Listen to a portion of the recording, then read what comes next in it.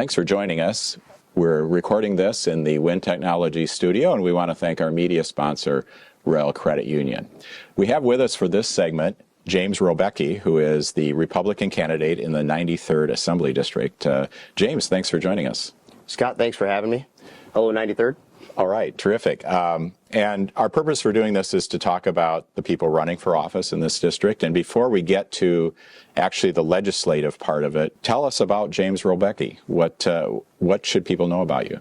Well, first of all, I'm a proud father of 3, 8, 5, and 2.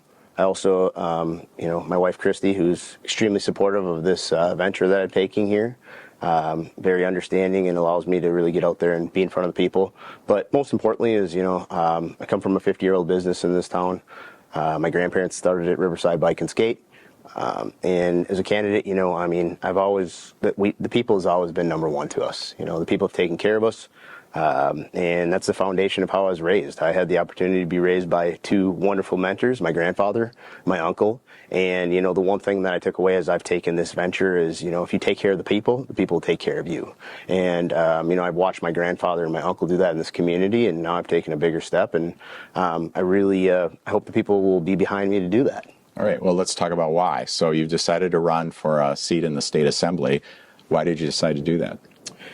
Quite frankly, a big reason why is I currently am an elected official in the town of Washington, and as I politically grow and continue down this path, the political divide in our state has really, it's concerning to me. And, I am a Republican, but, I bring a different perspective than my predecessor.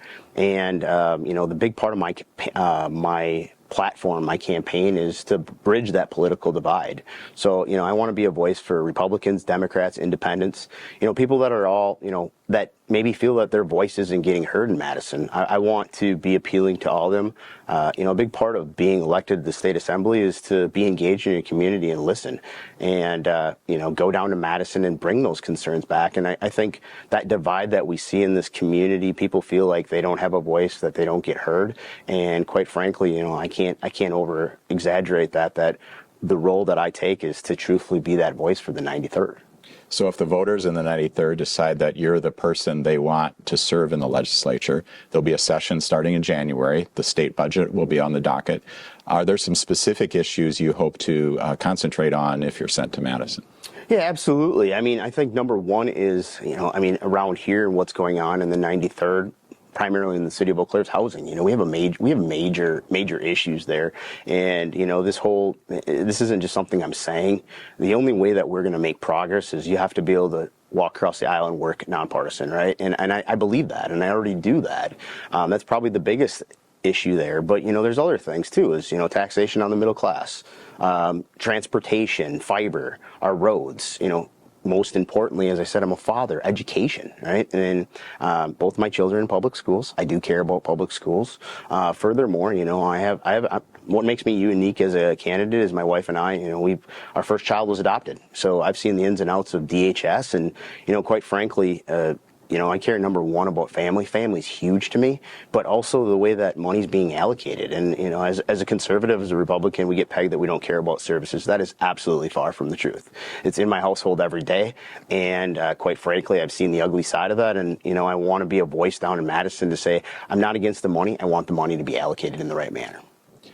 So one last question, thinking about our economy for the area, what do you see as the role of state government in having a strong economy in the Chippewa Valley?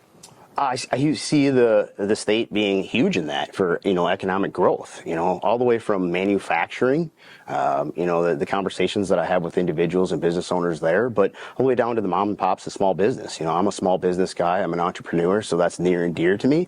But, these are people that I talk to. I have a younger brother that's an up and coming, tattoo artist. And those are, look at the tattoo industry. That's a small business. They stimulate. They do a lot in this economy. But I don't want people to feel divided. And I feel a lot of time people feel like they're left out. They don't have a voice.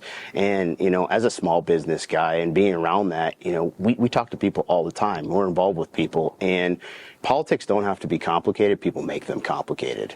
And I think at the end of the day, the root of all of us really want 80%, 90% of us, we just want common sense brought back down. And we want our voice to be heard in Madison, and we want people to truthfully go down there and represent it. And this job is not overcomplicated. It's just listen to people and go down there and represent them, right?